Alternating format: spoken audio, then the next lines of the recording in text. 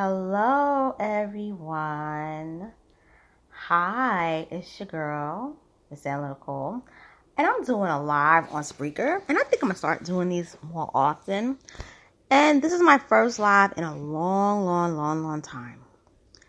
And I'm doing this because I really want people to really understand that there is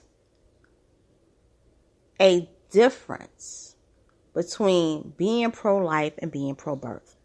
And a lot of people who are claiming to be pro-life are really pro-birth. Now, if you remember, I said a couple of days ago that I was pro-life, but not pro-birth. Nobody had an issue with it whatsoever.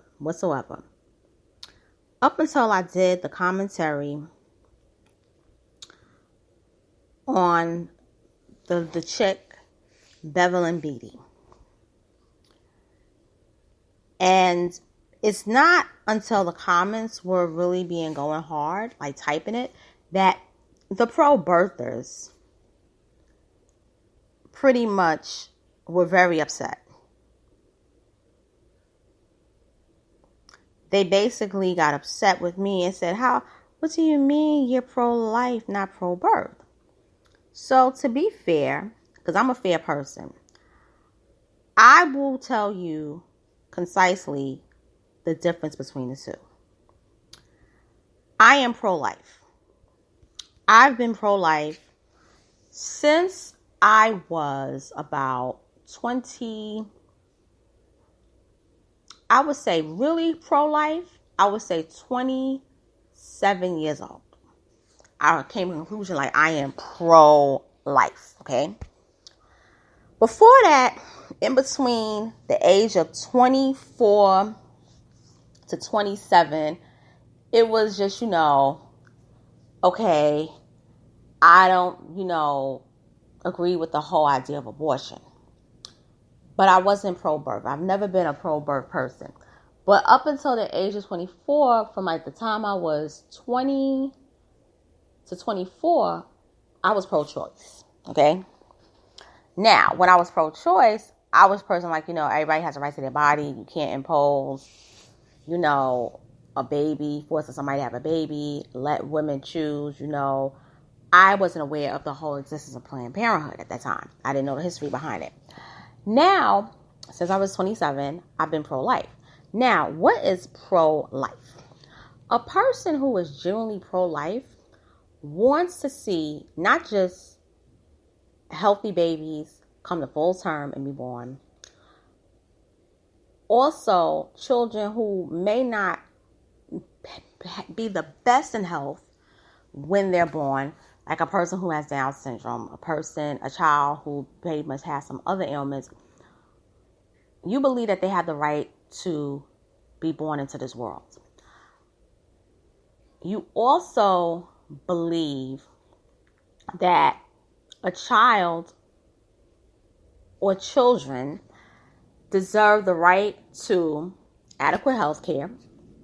They deserve to be taken care of if the family is not able to do so, i.e. provide housing vouchers, food vouchers, school vouchers, education resources, things of that nature. You also believe in sex education programs. You also believe in the free breakfast program. You believe that children are entitled to two meals, breakfast and lunch while they're in school.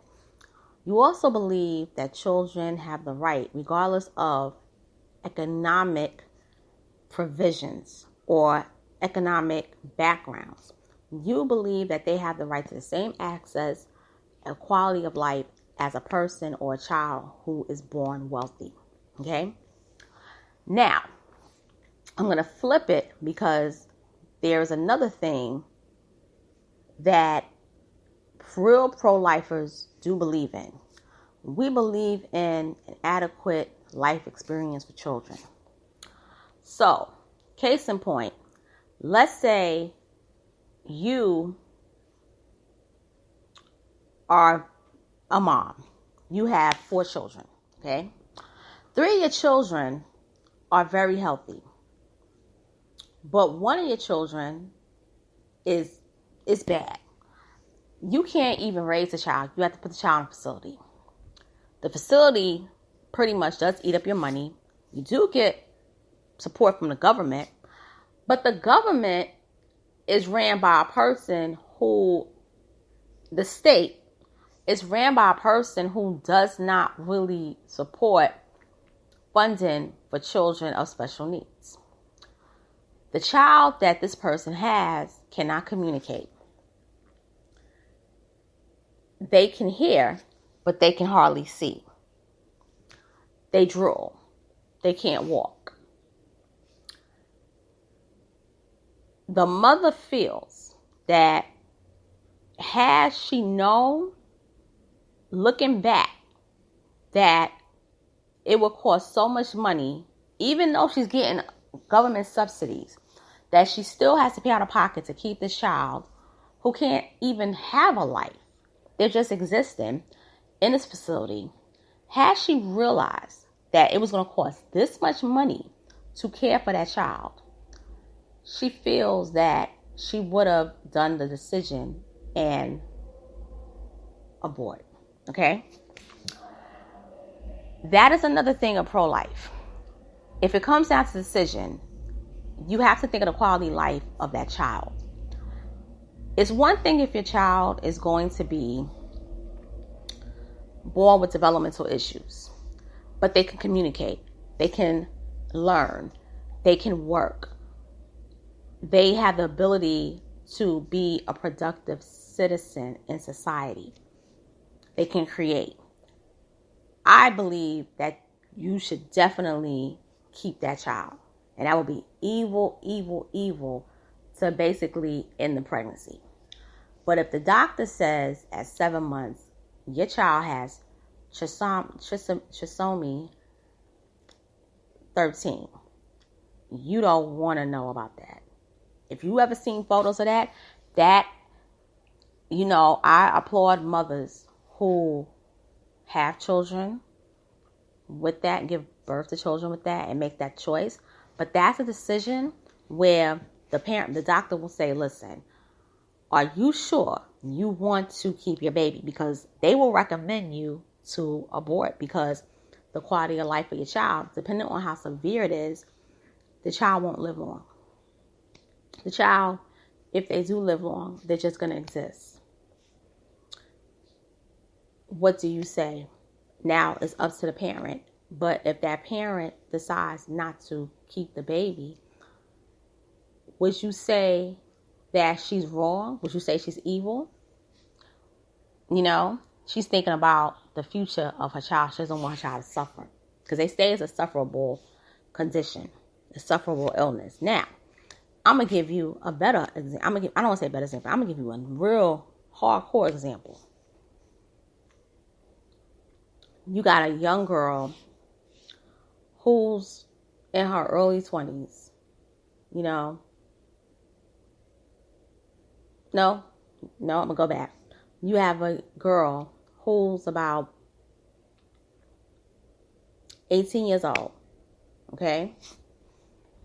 She's about to go to college, and she's walking home, and 7 guys gang rape her, okay?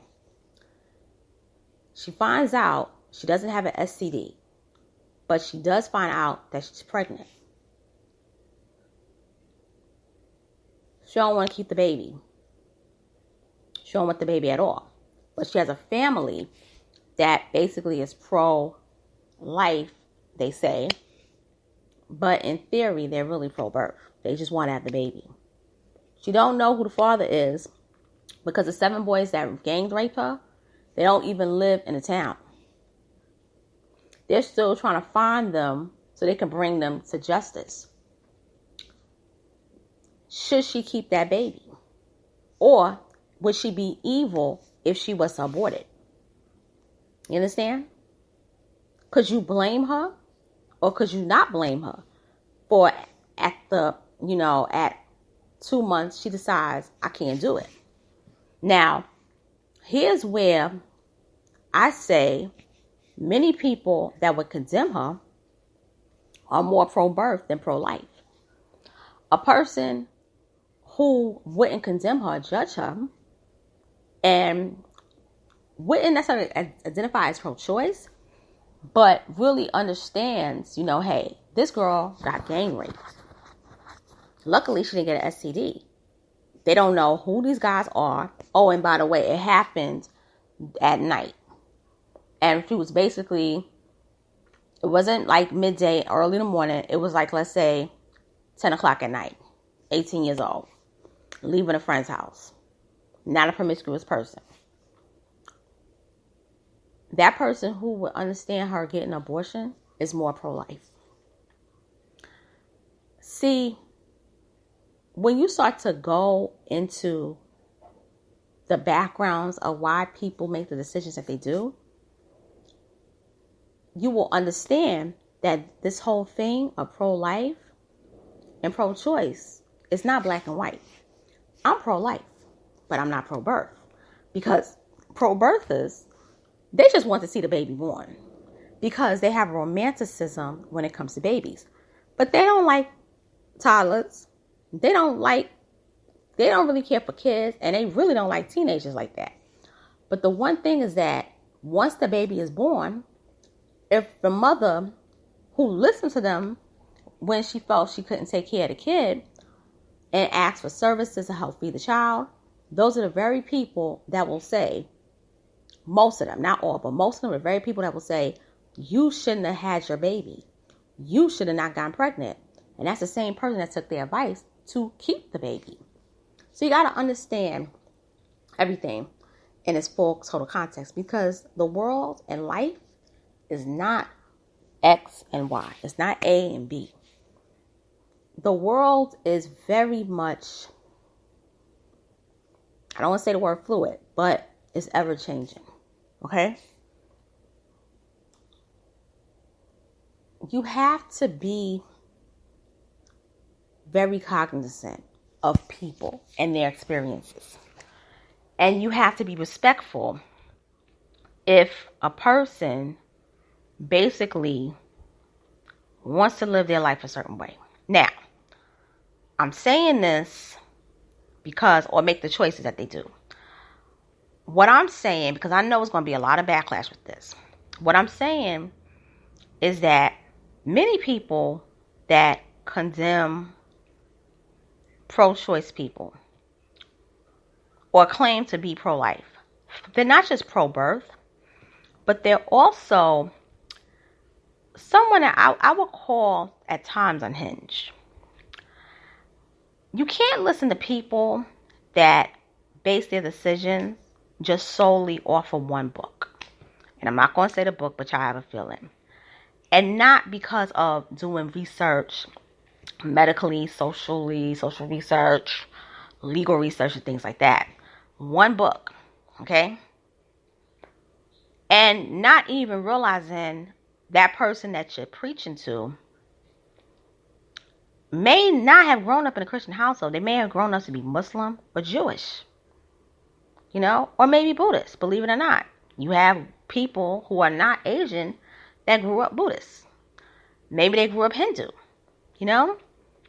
Zoroastrian. I just love that word, Zoroastrian. You can't just base it off of how you live your life. You can't tell them to make a choice based upon what you believe in. Okay? Now, I will say this. I can't stand Planned Parenthood. It's a eugenics center. And yes, they did a lot of experiments on black people with eugenics. It's known fact. But even if they did it on white people, even if they did it on other groups, I wouldn't like it. I hate eugenics. That is the real evil, is eugenics. More people, believe it or not, are victims of sterilization than babies being aborted. We gotta call it what it is. In my, way of thinking, in a perfect world, nobody would have abortions. nobody would go to a clinic to terminate a pregnancy. No one would even think of it. They would just, have the child. But in also a perfect world, no one would get raped. No one would get an STD. No one would get killed. So to prevent all those things, I would say, as a pro-lifer, think of how you live. Think of how you treat people. Stop abusing women. Stop abusing men. Stop tricking men into pregnancies, because you have men that end up killing women because they got tricked into being a parent when the woman lied and said that she was on the pill when she wasn't. Also with men, you got to start protecting yourself too, and not just thinking that protection only is with her and she got to deal with the brunt of being pregnant, so that when she goes to terminate a pregnancy, the risk is all falling on her. It's not falling on him. He kind of walks out unscathed unless she keeps it. Then he has to pay child support. But this topic is a topic that people really need to talk about, because it's real. If we don't start having these type of conversations, our country is going to implode. If we don't start having these type of conversations, you're going to see a lot of people go into these clinics, protesting, and people are going to be very upset to the point where it's going to get violent. But more importantly, I think we need to categorize people in terms of their beliefs. Many of these people are pro-birth. They don't care about the baby once they're born. They don't even believe in social services. They don't believe that children should even have breakfast for free at school. They believe that lunch programs, breakfast programs should be cut. They don't believe in subsidies for children. They don't at all. And a child that's sick, that's basically, born with ailments, a lot of those same people believe that the child was demon possessed. That's why they came out like that. You really want to be around people like that, and because they believe in the Bible, you think that they're good people? Please. They could care less about your baby once it's born. They just want to see the baby's born because, one, they want their numbers to increase. It helps the numbers. And two, they have a romanticism with babies. That's what that's all about. Well, anyway, I'm out. I'm leaving. I'm basically going to, end this broadcast. Sign up for my channel if you want to learn more about things that's going on in this world. Also, hit the notification bell. Comment, share, like.